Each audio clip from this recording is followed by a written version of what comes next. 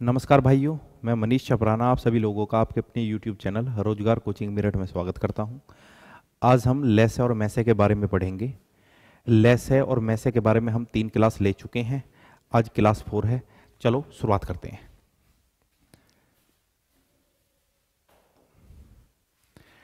दो संख्याओं का योगफल है 84 और उनका मैसे 12 है। ऐसी संख्याओं के कुल युग्मों की संख्या क्या है? देखिए, पिछली क्लास में मैंने आपको बताया था कि भाई ये दो नंबर हैं इस तरीके से कि भी एक नंबर है 35 और एक नंबर कुछ भी ले लेते हैं कि 45।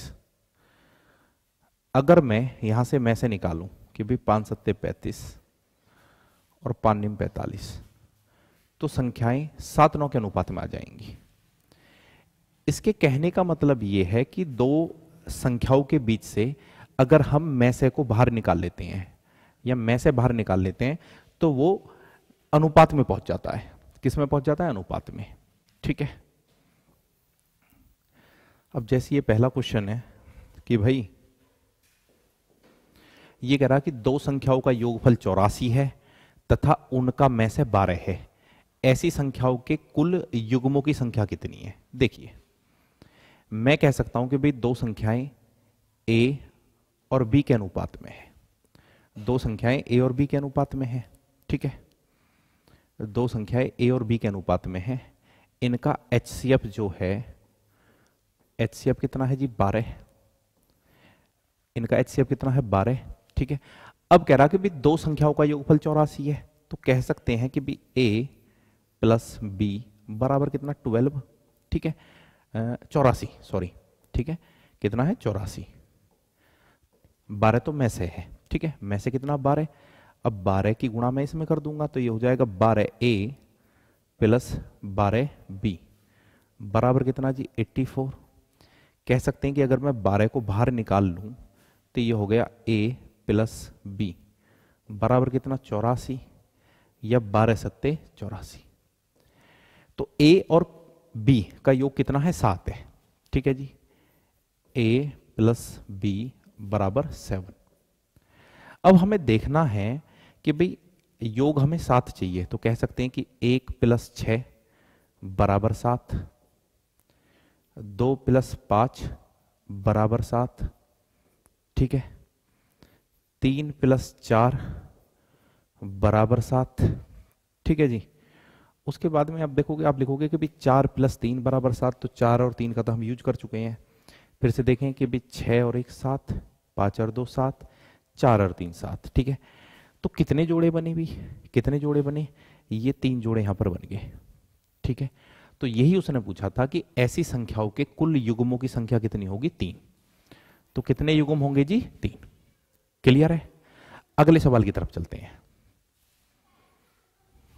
देखो जी, दो संख्याओं का योग है 36 और उनका में से 9 है तो इस प्रकार के कुल कितने जोड़े हो सकते हैं? इस बात को आप फिर से समझिए। मेरे कहने का मतलब यह था कि एक संख्या 121 है।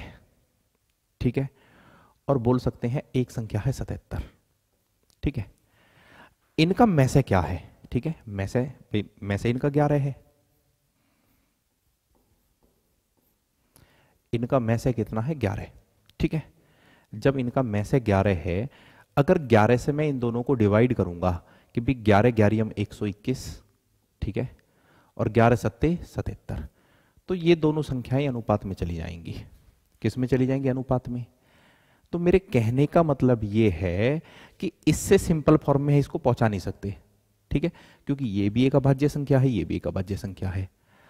अगर किसी वजह से, ठीक है, किसी वजह से हमें पता चल जाता कि भाई दो संख्याएं इस अनुपात में है और उनका में से 11 है तो वापस हम संख्या प्राप्त कर सकते हैं कि भाई देखना 11 11 121। ठीक है, और 11 सत्ते 77। इससे पिछली क्लास में भी मैंने इसके बारे में आप लोगों को बताया था। देखिए कि अब सवाल क्या है।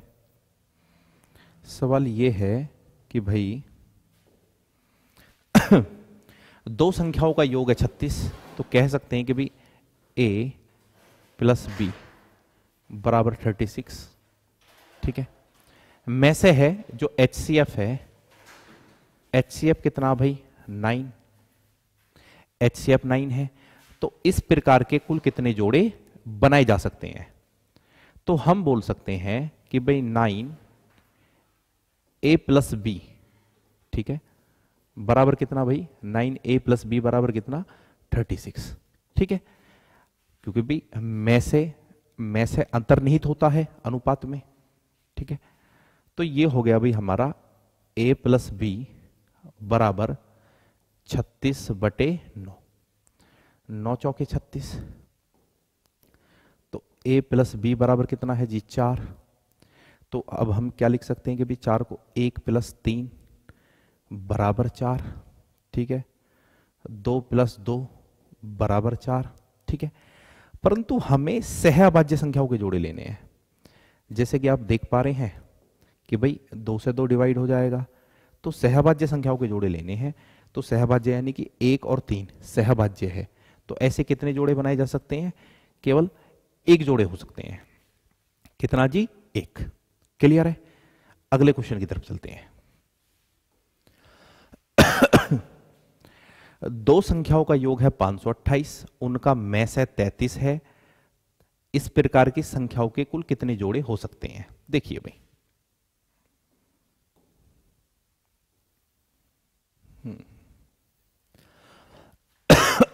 सॉरी, मेरे कहने का मतलब यह है कि भाई A प्लस बी बराबर 5 to 8, ठीक है। HCF कितना है? 33, ठीक है। तो बोल सकते हैं कि भाई 33A प्लस 33B बराबर 528, ठीक है। 33 हम कॉमन निकाल लेंगे तो A प्लस बी बराबर 528/33।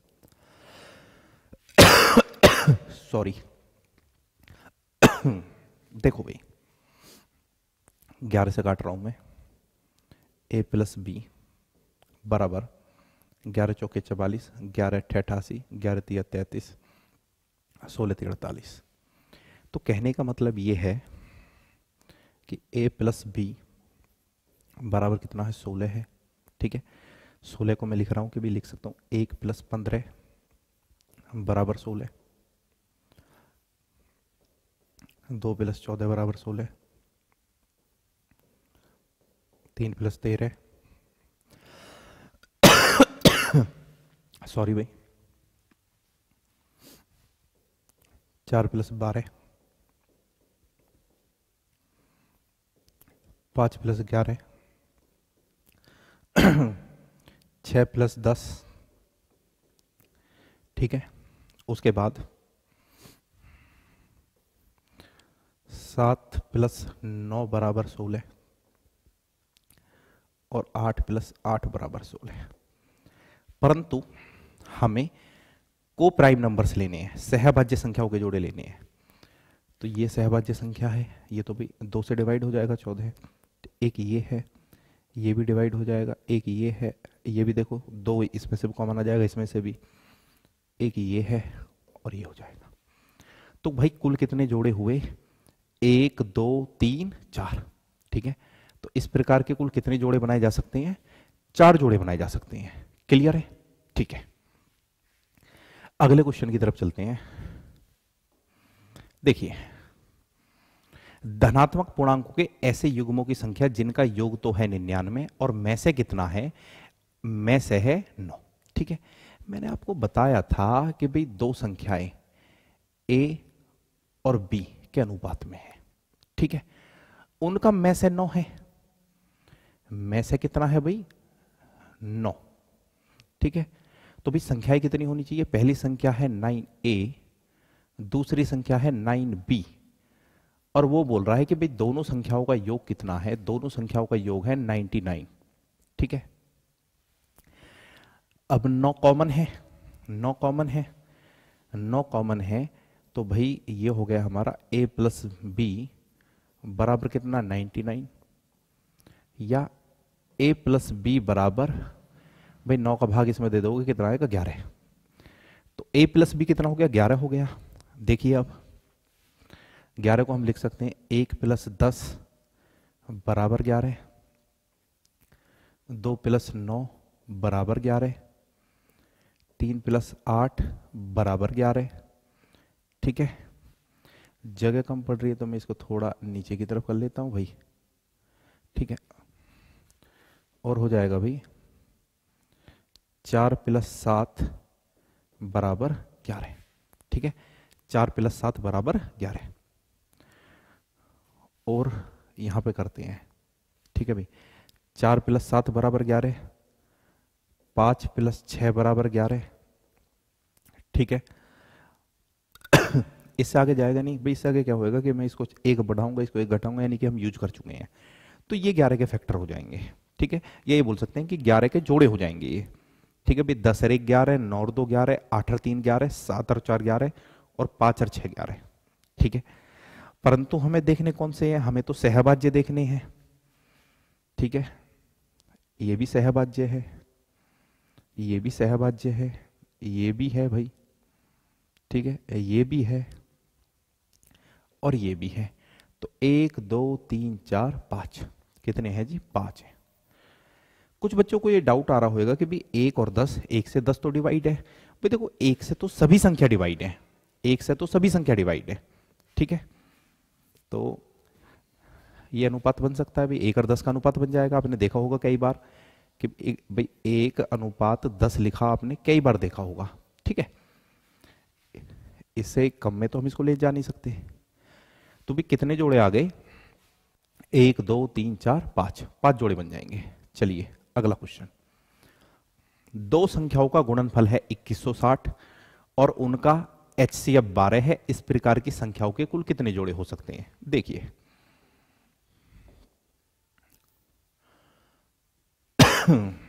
सॉरी भाई, सबसे पहली बात तो ये कि दो संख्या कह सकते हैं कि भाई दो संख्या A और B के अनुपात में है। बात को समझना।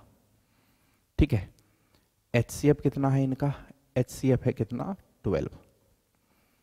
तो भैया पहली संख्या तो होगी हमारी 12A। ठीक है, पिछली क्लास में मैंने बताया था कि अनुपात के बीच से जो चीज गायब होती है वही में से होती है। ठीक है, अगर अनुपात के बीच से हम मैसे को निकाल देंगे तो ये सबसे सिंप्लीफाइड फॉर्म होती है। तो ये 12A है और ये 12B है, और वो बोल रहा है कि भाई दोनों का जो गुणनफल है कितना है जी? 2160 है। ठीक है, तो ये हो गया हमारा AB बराबर 2160 बटा 12 गुणा 12। ठीक है भाई, काट लेते हैं। सॉरी, 12 कम 12। ठीक है, 12 अट्ठे 96। 12 से अगर हम दोबारा डिवाइड करेंगे तो 12 कम 12 और 12 पंजे 60। कह सकते हैं कि भी A गुणा B बराबर कितना है? 15 है।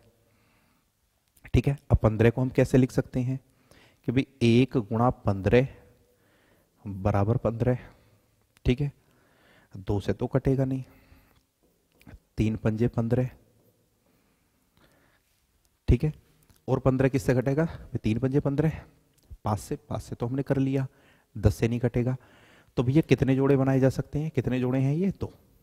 ठीक है, ऐसे कुल कितने जोड़े बनाए जा सकते हैं? 2 जोड़े बनाए जा सकते हैं। ठीक है, और सहभाज्य संख्या हो गई है तो 2 जोड़े बनाए जा सकते हैं। देखिए कितने भाई? 2। क्लियर है? थोड़ी तबीयत खराब है भाई। अगला क्वेश्चन देखो, फिर से वही क्वेश्चन है कि भाई दो संख्याओं का गुणनफल है 2028 और उनका मैसे है 13। ऐसे जोड़ों की संख्या बताइए। देखो भाई, चलिए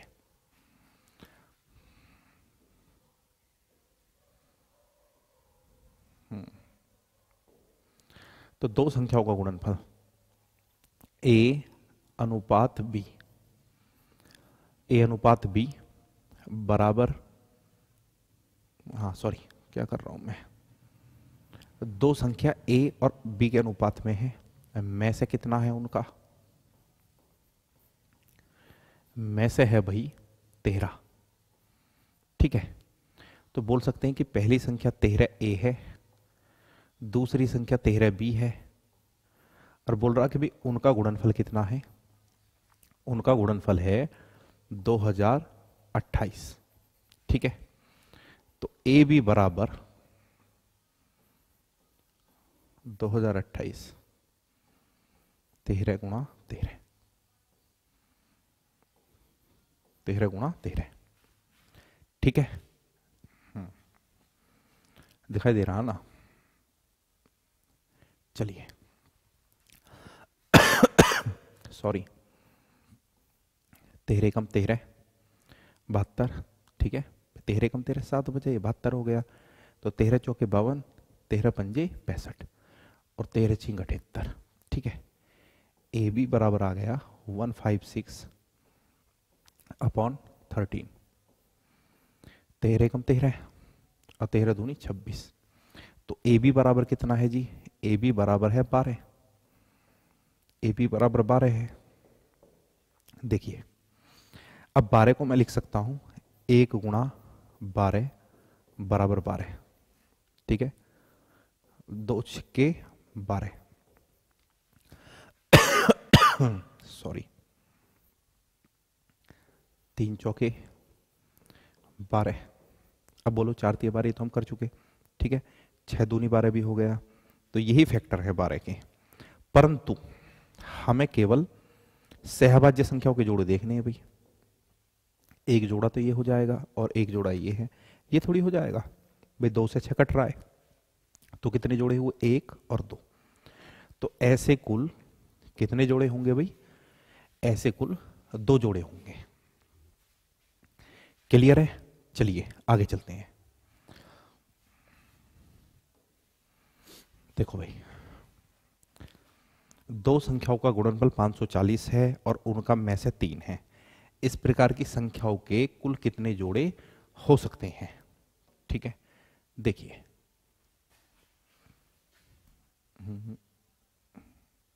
चलिए सॉरी, अब भाई 2 संख्याओं का गुणनफल 540 है। सबसे पहले कि भाई 2 संख्या ए और बी के अनुपात में है। ठीक है, में से कितना है जी इनका? में से 3 है, तो पहली संख्या होगी 3a और दूसरी संख्या 3b। इनकी गुणा कितनी है? 540। ठीक है, अच्छा, तो ये बोल सकते हैं कि ए बी बराबर 540 बटा 3 तिया 9, 9 छिक्के 54। ठीक है, तो ए बी बराबर कितना है भाई? 60 है। ठीक है, तो ध्यानपूर्वक देखना है कि भाई 1 गुणा 60 बराबर 60। ठीक है, 2 गुणा 30 बराबर 60। ठीक है, 3 गुणा 20 बराबर 60, 4 गुणा 15 बराबर 60।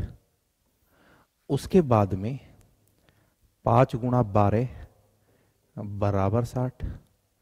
ठीक है, 6 गुणा 10 बराबर 60। भाई 7 से भी नहीं कटेगा, 8 से भी नहीं कटेगा, 9 से भी नहीं कटेगा, 10 से कटेगा। 10 को हम यहाँ पे यूज कर चुके हैं। 11 12, 12 से कटेगा, 12 को भी हम यूज कर चुके हैं। ठीक है, 13 14 15 को भी यूज कर चुके हैं। ठीक है, 15 को भी यूज कर चुके हैं, 13 और 14 से तो कटेगा ही नहीं। अब हमें देखना है कि भाई सहभाज्य संख्याओं के जोड़े, ये हो जाएगा, ये नहीं होगा भाई, 2 से 30 डिवाइड हो रहा है। ठीक है, ये हो जाएगा, ये भी हो जाएगा भाई, ये भी हो जाएगा, परंतु ये नहीं होगा। ठीक है भाई, 6 और 10, अगर आप 6 और 10 का अनुपात बनाने लगो, क्या 6 और 10 को आप अनुपात की फॉर्म में लिख सकते हो? नहीं लिख सकते कि भाई यहां भी 2 का माना जाएगा, 2 तिया 6 और यहां भी आ जाएगा 2 पंजे 10। ठीक है, तो कहने का मतलब है कि ये 2 नहीं बनने के, तो कितने बन गए? 1 2 3 4, तो भैया कितने जोड़े बनेंगे? 4। क्लियर है भाई? उम्मीद करता हूं कि समझ में आगे होगा। आगे चलते हैं, फिर से देखिए, दो संख्याओं का गुणनफल 480 है, ठीक है भाई, दो संख्याओं का गुणनफल 480 है और उनका HCF है 4। इस प्रकार की संख्याओं के कुल कितने जोड़े हो सकते हैं? देखिए,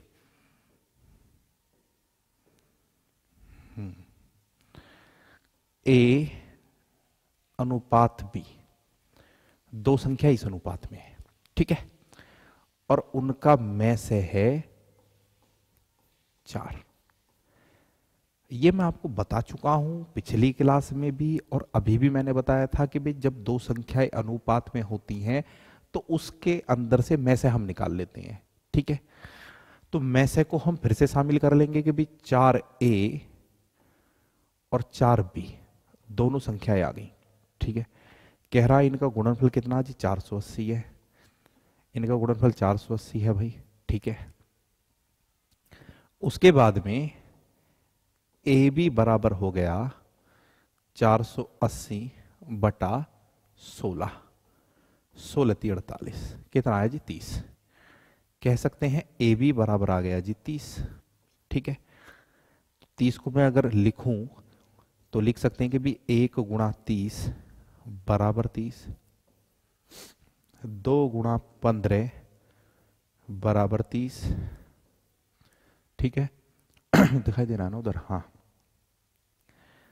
3 × 10 बराबर 30, 4 से तो डिवाइड ही नहीं होगा, तो 5 × 6 बराबर 30, ठीक है। 5 और 6 के बाद में किससे डिवाइड होगा भाई? 7, 8, 9, 10, 10 से डिवाइड होगा, तो 10 को तो हम यूज कर चुके हैं। 11, 12, 13, 14 नहीं होगा, 15 से होगा, 15 को भी ले चुके हैं, तो ऑलमोस्ट सारे आ गए, ठीक है। तो अब आपको देखना क्या है भाई? अब हमें ये देखना है, ये भी एक जोड़ा है, ये भी है, ये भी है, ये भी है, ठीक है। तो कितने जोड़े बनाए जा सकते हैं भाई? 4। कितने जोड़े हो सकते हैं जी? 4। तो 4 हमारा आंसर है। क्लियर है भाई? ठीक है, तो अगले क्वेश्चन की तरफ चलते हैं। एक आदमी 444 रुपए में कुछ किलो आम खरीदे, ठीक है। एक आदमी ने 444 रुपए में कुछ किलो आम खरीदे, उसके बाद उसने कुछ आमों को 228 रुपए में क्रय मूल्य पर बेच दिया, यानी कि जितने के भाव से खरीदे उसी भाव में बेच दिया। उसके पास अब कितने किलो आम शेष बचे? देखिए भाई, अगर मैं बोलूं कि हमने 10 के भाव से, ठीक है, 10 रुपए किलो के हिसाब से 9 किलो आम खरीदे, तो भैया कितने के आ गए जी? 90 के, ठीक है। उसमें से हमने, ठीक है, उसमें से हमने 7 किलो आम बेच दिए, ठीक है, तो उसी भाव से बेच दिए, कितने के बेच दिए? 70 के। बात को समझो। मेरे कहने का मतलब ये है भाई, एक दुकानदार 9 किलो आम खरीदता है 10 के भाव से, 90 के खरीदेगा। 7 किलो आम वो 10 के भाव से ही बेचता है, कितने के बेचेगा? 70 के, ठीक है। तो मेरे कहने का मतलब ये है कि भाई 90 रुपए में तो खरीदे और 70 में बेचे। भाई 90 रुपए में कुछ किलो आम खरीदे और 70 रुपए में कुछ किलो बेचे, ठीक है। तो भैया कितना आम शेष है? तो मुझे यही तो देखना कि भाई इन दोनों में HCF क्या है। HCF कितना है जी? साफ नजर पड़ रहा, कितना है? 10 में से कितना है? 10, तो यानी कि 10 निम्न 90, 9 किलो खरीदे और 10 सत्ते 70, 7 किलो बेच दिए। तो भैया कितने शेष बचे? 2 किलो। कितने शेष बचे? 2 किलो। क्लियर है?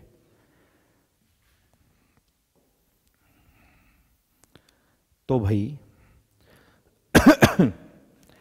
एक आदमी 444 में कुछ किलो आम खरीदता है, उसके बाद कुछ आमों को 228 रुपए में क्रय मूल्य पर बेच देता है।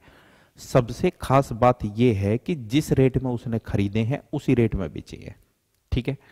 अब उसके पास कितने किलो आम शेष हैं? तो भैया 444 किलो तो खरीदे थे, सॉरी 444 में तो खरीदे थे, किलो नहीं, 444 में खरीदे थे और 228 में बेच दिए। हमें देखना कि भाई इन दोनों में से क्या है, HCF, ठीक है, में से। यहां पर हम डिफरेंस विधि का प्रयोग भी कर सकते हैं, लॉन्ग डिवीजन मेथड का भी कर सकते हैं, और फैक्टर, ठीक है। 4 4 4 8 और 2 10, ठीक है भाई। देखो फैक्टर से करते हैं, पहले तो मैं ये देख पा रहा हूं, इसको मैं थोड़ा नीचे लिख लेता हूं। लेसे मैसे में डिविजिबिलिटी रूल का बहुत ज्यादा फायदा मिलता है। मैं देख रहा हूं कि 4 से ये भी विभाजित होगा, 4 से ये भी विभाजित होगा। क्यों? क्योंकि भी 4 से कौन सी संख्या विभाजित होती है, जिसके बाद के 2 अंक 4 से विभाजित होते हों। तो कह सकते हैं एक तो इसमें से 4 आ जाएगा, ठीक है भाई, 4 फैक्टर आ जाएगा। 4 से कितनी बार कटेगा ये? 4 एकम 4, 4 एकम 4, 4 एकम 4। 4 से कितनी बार कटेगा भाई ये? 4 पंजे 20 और 4 सत्ते 28, ठीक है।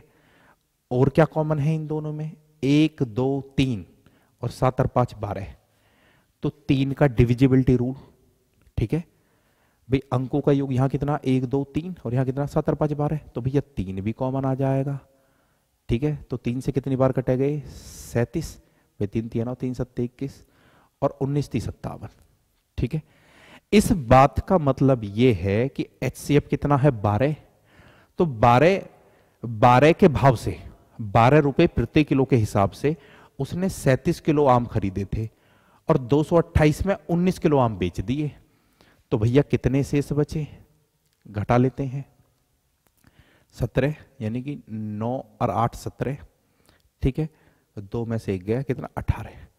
तो 18 हमारा आंसर होना चाहिए, 18 हमारा आंसर होना चाहिए भाई। क्लियर है? ठीक है, अगले क्वेश्चन की तरफ चलते हैं।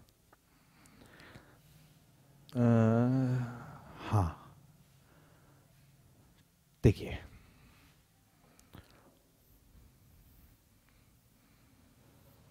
देखो भाई, सॉरी, एक दुकानदार ने 320 रुपए में कुछ किलो आम खरीदे, बाद में उसने कुछ आमों को 200 रुपए में क्रय मूल्य पर ही बेच दिया, ठीक है, सीपी पर ही बेचा है। उसके पास अब कितने किलो आम शेष हैं? सेम क्वेश्चन है बिल्कुल, कि भैया 320 में खरीदे हैं, ठीक है, 320 में खरीदे हैं और 200 में कुछ आम बेच दिए, ठीक है। यहां पर मैं देखता हूं कि भी HCF क्या है? HCF, अगर बात करूं मैं, डिफरेंस विधि ले लेते हैं या कुछ भी ले लो। डिफरेंस विधि नहीं, मैं सीधा देख पा रहा हूं भाई, एक तो दोनों में 10 कॉमन है, ठीक है, 10, तो 10 कॉमन है, तो ये 32 बचा और ये कितना बचा? 20, ठीक है। 32 और 20 क्या कॉमन है? 4, ठीक है। तो 4 अट्ठे 32 और 4 पंजे 20, तो 4 कॉमन है। कह सकते हैं भाई HCF कितना आ गया? HCF आ गया हमारा कितना? 40, ठीक है, 40 आ गया। तो 320 को अगर आप 40 से भाग दोगे तो कितना बचेगा? 8 बचेगा, ठीक है। और 200 को आप 40 से भाग दोगे, कितना बचेगा जी? 5। इस बात का मतलब यह है कि 320 में 8 किलो आम खरीदे थे और 200 में 5 किलो आम बेच दिए भाई, सीपी पे ही बेचे हैं, क्रय मूल्य पर ही बेचे हैं। तो 8 किलो में से 5 किलो बेच दिए भाई, तो भैया कितने आम शेष हैं? 3 किलो आम शेष है, ठीक है। कितने आम शेष है? सॉरी, 3 किलो आम शेष है, 3 किलो। चलिए, क्लियर हो गया, ठीक है। प्रॉफिट एंड लॉस का क्वेश्चन है वैसे तो, पर एलसीएम और HCF, यानी कि HCF का इसमें यूज करते हैं। सॉरी, देखो, एक व्यक्ति ने 896 में कुछ किलोग्राम आम खरीदे तथा 720 में क्रय मूल्य पर कुछ किलोग्राम आमों को बेच दिया। अब उसके पास कितने किलोग्राम आम शेष बचे हैं? देखो भाई, सॉरी, सेम क्वेश्चन है। आज मुझे ये लग रहा है कि भाई थोड़ा फास्ट पढ़ा दिया मैंने, क्योंकि बार बार खांसी उठ रही थी मेरे। ठीक है, अभी थोड़ी तबीयत ऐसी चल रही है, जुकाम है, खांसी है, क्योंकि टाइम के हिसाब से मैं देख पा रहा हूँ कि बहुत फास्ट पढ़ा दिए क्वेश्चन, तो थोड़ा एडजस्ट करना। बाकी जिन्होंने 3 क्लास ले ली हैं HCF की, उन्हें मुझे नहीं लग रहा कोई समस्या आएगी। जो बच्चा पहली बार देखेगा उसे थोड़ी बहुत समस्या आ सकती है। तो एक व्यक्ति ने 896 में कुछ किलोग्राम आम खरीदे तथा 720 में क्रय मूल्य पर ही कुछ किलोग्राम आमों को बेच दिया। तो भाई इस बात का मतलब ये है, जिस भाव से इतने रुपए में खरीदे हैं उसी भाव से इतने रुपए में बेच दिए। तो वो जो भाव है, ठीक है, यानी कि जो रेट है वही HCF है। ठीक है, वही HCF है। तो कहने का मतलब ये है कि भैया 896 में तो खरीदे, ठीक है, और 720 में कुछ बेच दिए, कंप्लीट नहीं बेचे, भी सभी के सभी नहीं बेचे, कुछ बेच दिए। तो मैं देख रहा हूं कि भी यहां पे हमें HCF देखना है। डिफरेंस विधि का मैं यूज कर रहा हूं। 6, ठीक है, कितना बचा भाई, 9 में से 2 गया 7, और भाई 176 बचा। कितना बचा, 176। ठीक है, या मैं एक चीज और देखूं, ठीक है, ये भी डिफरेंस विधि सबसे बेस्ट है, पर देखो कभी कभी अगर आपने नंबर सिस्टम में डिविजिबिलिटी रूल पढ़ा है, ठीक है, एक बार देखना जाके, तो उसका बड़ा यूज होता है। कैसे भाई, 7 और 2 9, ठीक है, 9 और 8 17, 17 और 6 23, ये तो 9 से डिवाइड हो जाएगा, पर ये 9 से डिवाइड नहीं होगा। ठीक है, इसका मतलब यानी कि गलत देख रहे थे हम, तो भाई डिफरेंस विधि का यूज कर लेते हैं, या लॉन्ग डिवीजन मेथड को मैं यूज कर लेता हूं यहां पे। कैसे, ठीक है, 8 8, चलो कोई नहीं, ठीक है, लॉन्ग डिवीजन मेथड में यूज कर रहा हूं।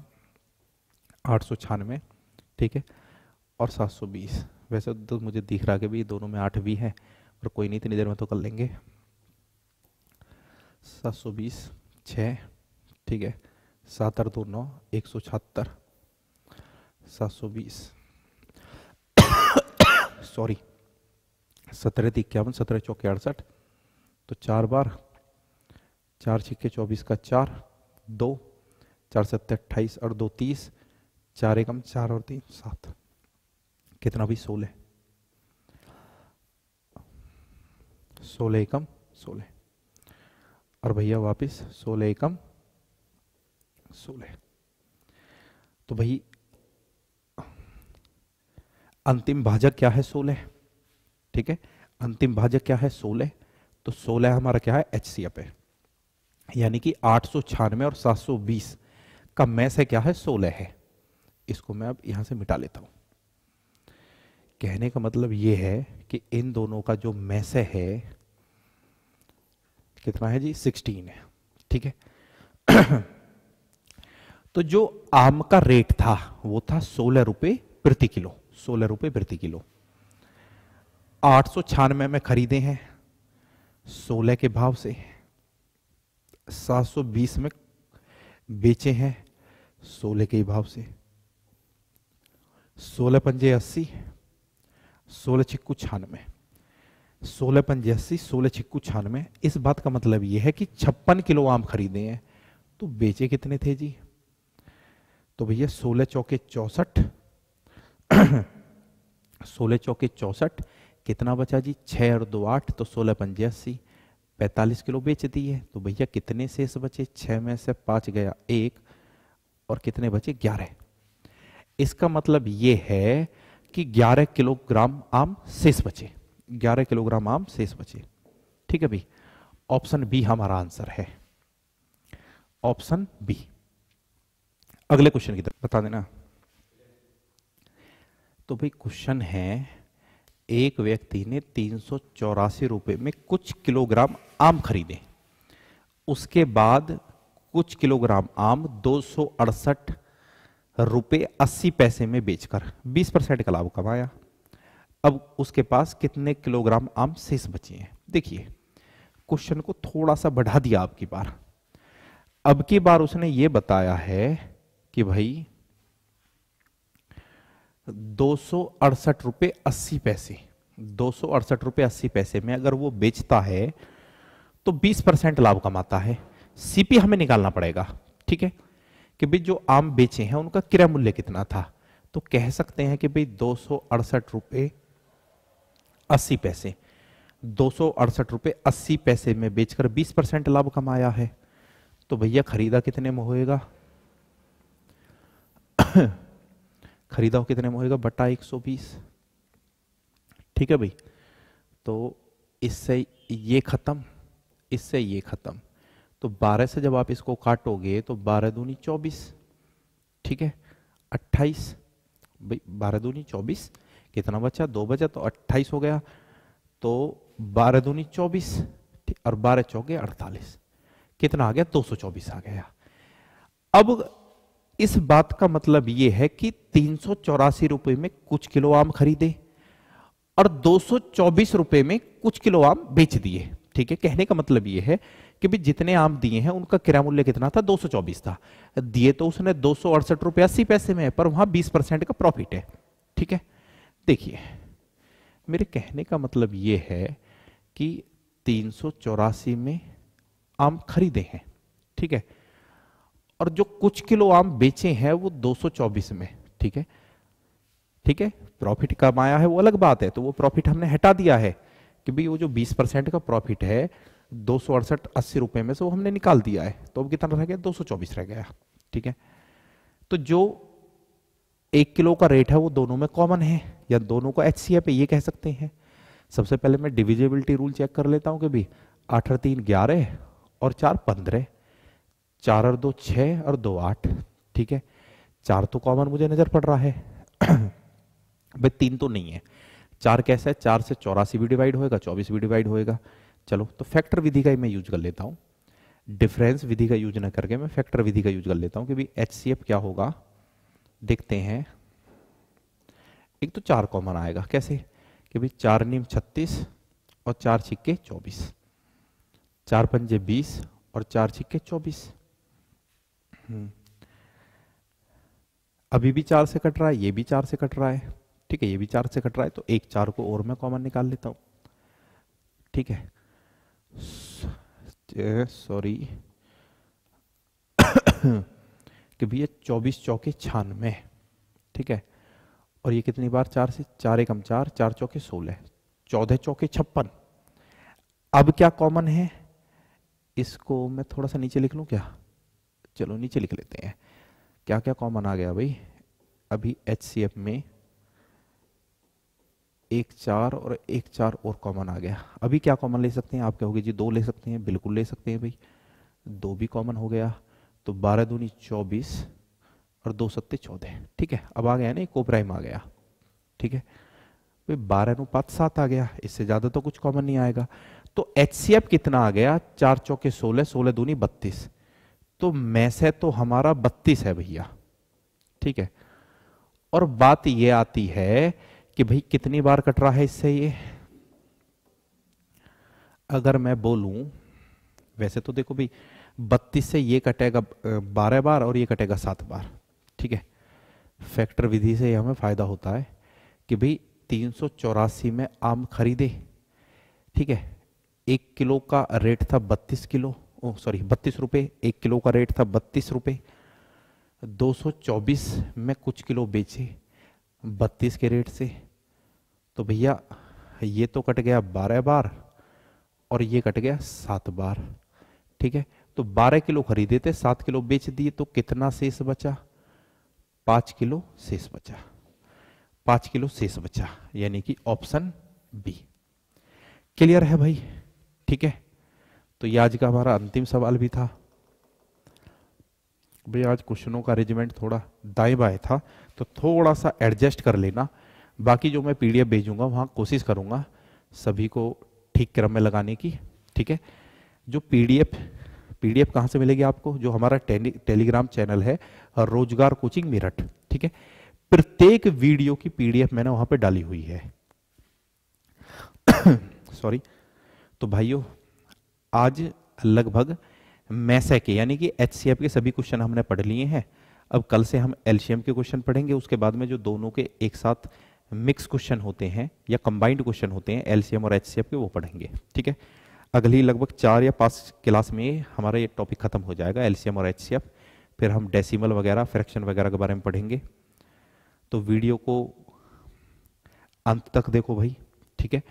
और अगर वीडियो आपको अच्छी लग रही है तो लाइक करें, सब्सक्राइब करें चैनल को और अपने दोस्तों को शेयर करें। ठीक है, बाय, थैंक यू। कितनी देर?